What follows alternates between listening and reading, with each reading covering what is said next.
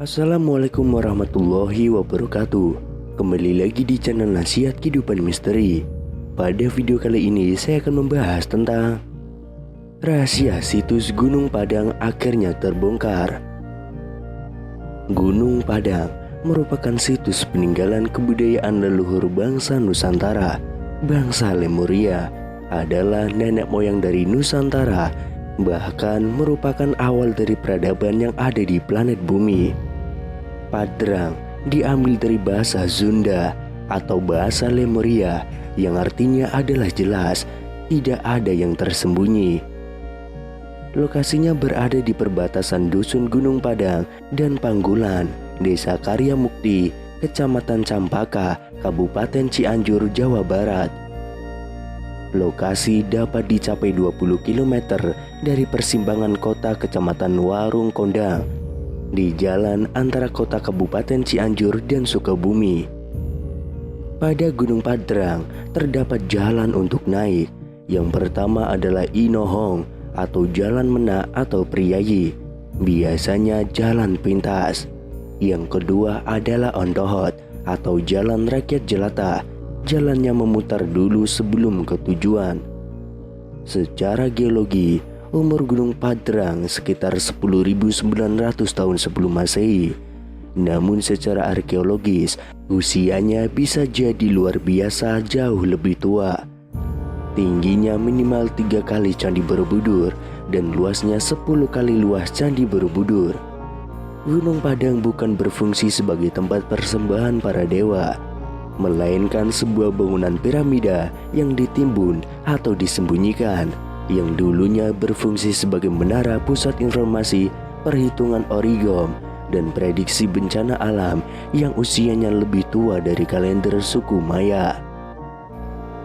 Di sekitar Gunung Padang terdapat 4 piramida berbentuk segi empat, dengan Gunung Padang berada di tengah sebagai pusatnya. Keempat buah piramida tersebut sebenarnya merupakan sebuah pemancar yang mengirim sinyal yang terletak di tengahnya sedemikian rupa sehingga membentuk sebuah piramida. Untuk kemudian sinyal itu ditembakkan ke atas menuju ke bintang Origom. Selain itu, di bawah Gunung Padang terdapat pasir Origom yang dapat menyerap air dan dapat merasakan getaran-getaran di dalam bumi sehingga dapat mendeteksi datangnya bencana. Itulah sebabnya di Gunung Padang terdapat anomali magnetik yang sangat besar. Mekanisme untuk pendeteksi bencana adalah air yang mengalir dalam generator yang berada di bawah piramida tersebut, ditarik ke atas oleh pasir Origom lalu diolah datanya. Sifat air yang mengalir tidak terputus dan akan terkoneksi dengan seluruh aliran air di planet bumi. Fungsi air ini adalah media merambatnya informasi dari seluruh bagian dunia. Melalui jaringan aliran sungai di bawah tanah, informasi yang terdapat di air ini kemudian ditransfer ke piramida Padang dengan mekanisme pasir Origom. Pasir Origom dikelilingi oleh batuan khusus. Jadi batuan inilah yang dimaksud sebagai generatornya. Lalu batu yang tersusun seperti bola berfungsi sebagai pemancarnya. Dengan demikian, bebatuan di kompleks Gunung Padang menyambungkan badan bumi dengan sinyal angkasa Origom. Gelombangnya seperti tulisan Lemurian, yaitu perpaduan antara transversal dan longitudinal yang merupakan pola umum sejagat raya, yang juga seperti untaian DNA dan karenanya selaras dengan tubuh manusia.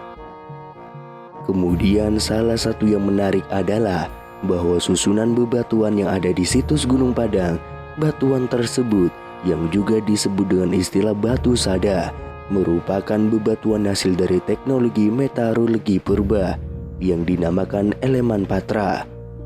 Elemen patra adalah teknologi peluru elemen yang bisa melemahkan segala unsur terkeras untuk disatukan dengan unsur yang lain. Supaya elemen-elemen yang ada di Gunung Padang tahan lama dan tidak berkarat, maka dileburlah batu dan logam aluminium menjadi satu dengan teknologi ini. Peleburan tersebut membutuhkan panas sekitar 60.000 derajat Celcius dan hanya teknologi nuklirlah yang mampu mencapai panas sejauh itu.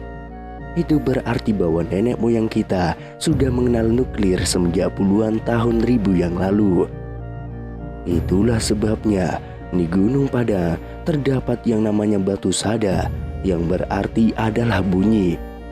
Jika dipukul maka akan berbunyi karena batu itu mengandung banyak logam yang disusun seperti parabola, berfungsi untuk menangkap perubahan atmosfer atau alam untuk membaca kalender origami.